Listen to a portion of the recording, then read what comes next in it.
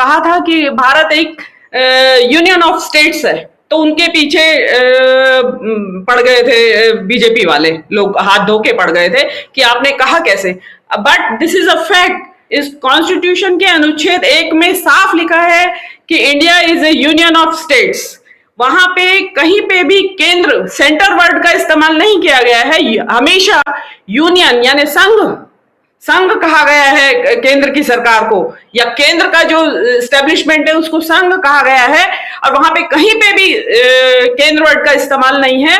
इसमें दूसरी बात एक और इंपॉर्टेंट है कि केंद्र, मैं आपको इस चीज को थोड़ा सा एक एग्जांपल से समझा दूं कि केंद्र और संघ के बीच में एक्चुअली फर्क क्या है संविधान के अनुसार। देखिए, समझिए आपने कि एक सर्कल खींचा, उस सर्कल के बीच में जो बिंदु है वो केंद्र है, केंद्र बिंदु है। मतलब जो सर्कल जो है वो उस केंद्र बिंदु के अधीन है। लेकिन संघ का मतलब है कि जो सर्कल हमने खींचा है दैट इटसेल्फ इज यूनियन, मतलब एक दूसरे से लड़ी जुड़ी हुई है, तो उसमें कोई केंद्र बिंदु नहीं है।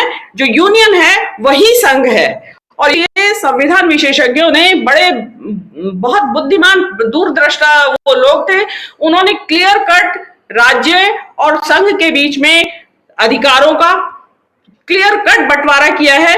अनुच्छेद 247 से लेकर अनुच्छेद 273 तक राज्य और संघ की सरकार के बीच में प्रशासनिक, आर्थिक और अन्य मामले, विधायी मामले, इवन कौन सी विषयों पे राज्य सरकार कानून बनाएंगी और कौन से विषयों पे केंद्र सरकार कानून बनाएगी, इसका उन्होंने स्पष्ट विभाजन किया है।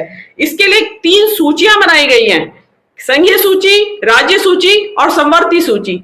संघीय सूची में 97 विषय हैं जिसके ऊपर केंद्र सरकार कानून बना सकती है, राज्य सूची में 66 विषय हैं जिनके ऊपर राज्य सरकार कानून बना सकती है, और समवर्ती सूची जिसपे राज्य और केंद्र सरकार दोनों कानून बना सकते हैं, लेकिन कॉन्फ्लिक्ट की स्थिति में केंद्र सरकार का राज्य कानून माना जाएगा। तो ऐसी स्थिति में मोदी जी जो है, केंद्र सरकार जो है, संघ की जो सरकार है, वो जबरन एक टकराववाद, एक संघर्षरत संघ का एक मॉडल जो है वो इस देश के ऊपर लागू करना चाहती हैं। जो हिंदू राष्ट्र है वो अपने आप में ही संघवाद के विरोध में है। और मेरा ये कहना है, अगर हम जागरूक नागरिक हैं, शिक्षित नागरिक हैं, तो हमें संविधान की परिभाषा के अनुसार केंद्र सरकार वर्ड इस्तेमाल ही नहीं करना चाहिए। हमेशा संघ सरकार इस्तेमाल किया जाना चाहिए वर्ड, जो कि संविधान में स्पष्ट तौर पे लिखा हुआ है। कहीं केंद्र सरकार नहीं लिखा है, संघ की सरकार लिखा गया है। तो ये तो हुई संवैधानिक स्थिति, जिसको कि मोदी जी अनेक तरीकों से, जिसके बारे में आप सब बात कर चुके हैं कि आर्टिकल 370 और या राज्यों में ईडी, आईटी और सीबीआई के जरिए उन्होंने कत्लेआम मचा रखा है। कत्लेआम इन द सेंस, एक रूपक के तौर पे मैं इस्तेमाल कर रही हूं कि सरकारों को गिराया जा रहा है। ये सीधे सीधे संघवाद पे एक प्रहार है। अब मैं आपकी सवाल पे आती हूँ जो आपने कांग्रेस पार्टी के बारे में पूछा। इसके बारे में मेरे एक सीधा सा एक संस्कृत में उक्ति है, उसकी मैं हिंदी में अनुवाद करके बता दूं।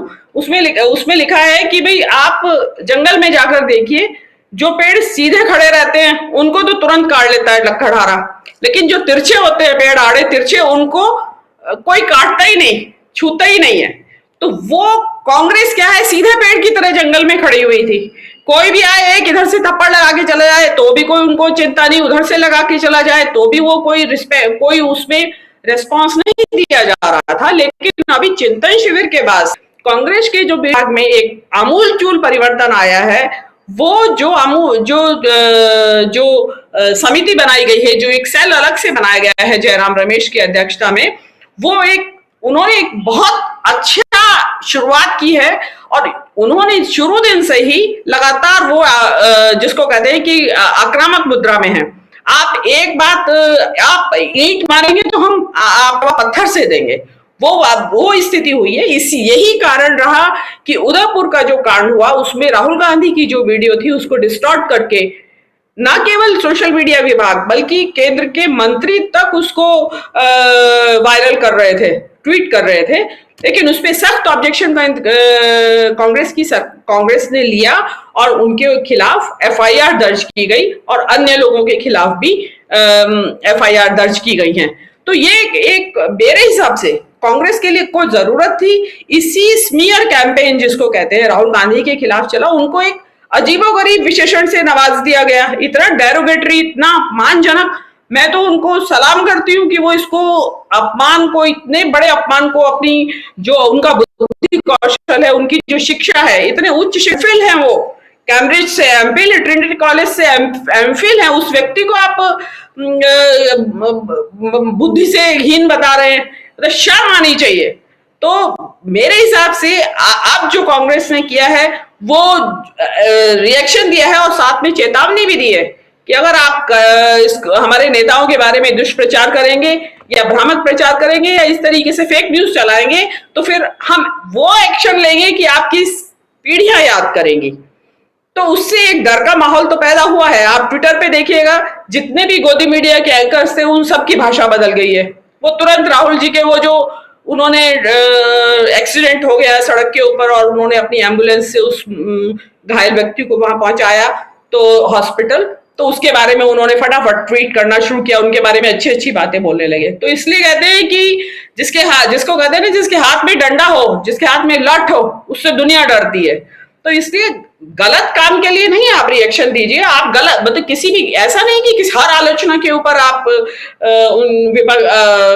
भाजपा के ऊपर टूट पड़िए, लेकिन जो भाजपा के आईटी सेल और भाजपा के जो मंत्री हैं उन लोगों ने जो एक रवैया बना लिया है कि जो मुंह आया वो बोलना शुरू कर देते हैं, जो मुंह आया वो किसी भी नेता के खिलाफ लिख देते हैं, तो वो